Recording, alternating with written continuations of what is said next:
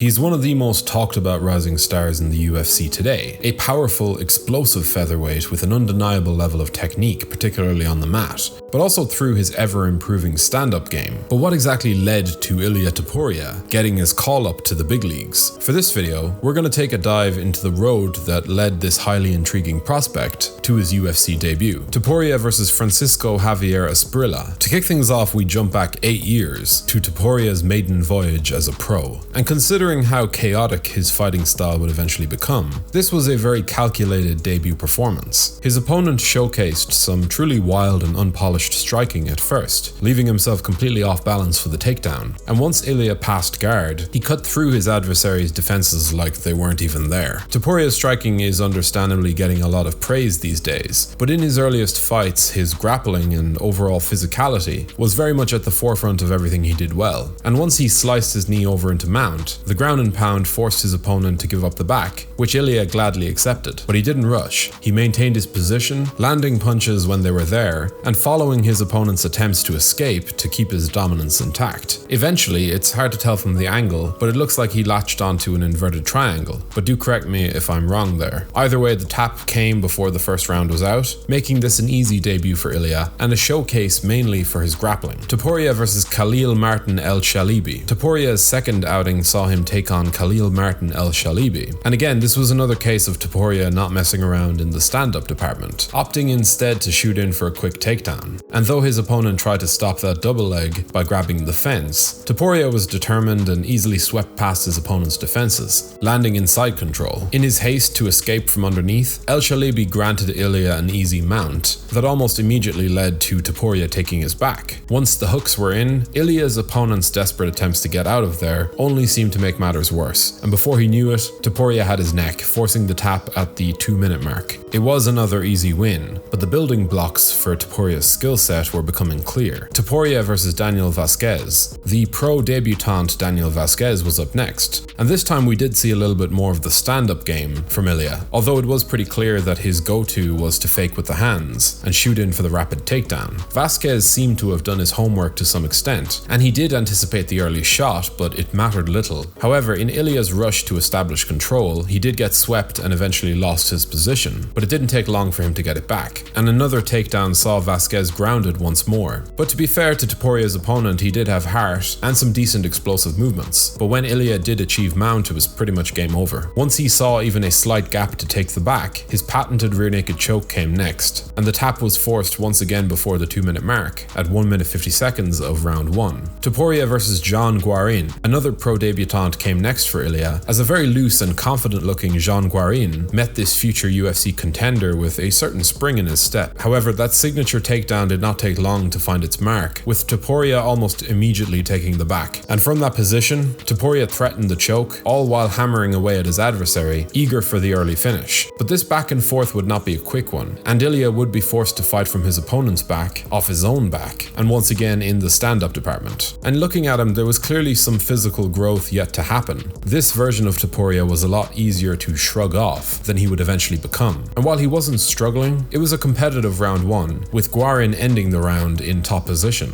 Round 2 was more of the same, with powerful takedowns from Topuria against a spirited effort from Guarin, but eventually Ilia found his way to a guillotine in the clinch, as he tried to deal with an ill-advised takedown attempt from his opponent. It wasn't as clean a win as some of the other ones, but this was certainly good experience for the young fighter, moving to 4-0 with yet another submission finish. On a quick side note, we're upping our game here at MMA Dive after a few months of inconsistency. Just like a resurgent Charles Oliveira, we're now making a run at the top spot. So if you do want to help in supporting the channel, liking the video, leaving a comment and subscribing so you don't miss a single upload would do wonders. Topuria versus Mika Hämäläinen. For fight number 5, Topuria took on his biggest step up in competition yet, the 8-1 Mika Hämäläinen. Keep in mind that Ilia Topuria is still only 21 years old here, and you can see it in his lack of physical development. In fact, this fight actually saw him debut in the bantamweight division, which looking at him now seems almost impossible. And though we would see see a totally different style of fighting emerge when he filled out. In the early goings in there with Hämäläinen, you could just see how rudimentary his striking was. He was landing, but he was also getting tagged. When he actually stunned Mika with a shot, the resulting flurry he tried to fire off nearly threw him totally off balance. There was power there, but this just puts the overall evolution of Topuria's stand-up, and in particular his boxing, into perspective. Some good bodywork managed to give Mika some real pause, before a takedown that was telegraphed allowed Ilia to control him from top position. And despite landing some huge ground and pound, Topuria decided to continue to try his luck in the stand-up game, letting his opponent up to his feet, and it was a pretty good choice it seemed. Topuria obviously sensed that Mika was wilting, as his own success rate in the striking just kept rising. He was still a little hittable, but there was no denying his output, and he eventually forced a desperation shot from Mika. Now playing to his major strengths once again, Topuria jumped onto a beautiful guillotine, eventually using it to mount Mika, forcing the tap with extra style points. It was his most impressive and well-rounded display yet, and while it wasn't totally without its flaws, again, the dude was 21 years old. Topuria versus Brian Boland. Many great fighters have fought for Cage Warriors gold in the past, and in this case, the still 21-year-old Topuria's second appearance as a bantamweight saw him collide with yet another stiff test in the form of the 7-1 Brian Boland, with this being his first world title fight. This time he didn't mess around on the feet for long, shooting for the takedown within seconds of the fight's opening. And down at bantamweight, this version of Ilia had some muscle to throw around, and he made a point of really powering through Boland's takedown defense to floor him early on. As it so often happened, a scramble and an attempt to get clear of Topuria's side control left Boland's back there for the taking. From there, you can see Topuria use a very slick transition into an anaconda choke that his opponent could do little to fight off. In fact, his attempts, while valiant, eventually left him totally unconscious. For Cage Warriors, a new 135-pound champion was crowned, but a return to featherweight was coming. Topuria versus Luis Gomez. Ilia was starting to work up a reputation at this point, so much so that the brave CF commentary team pretty much hit the nail on the head as far as his strategy is concerned. I think you could see Ilia Topuria almost baiting him into a stand and bang type of fight, and then just once he's settled down on his punches, slide in for that takedown.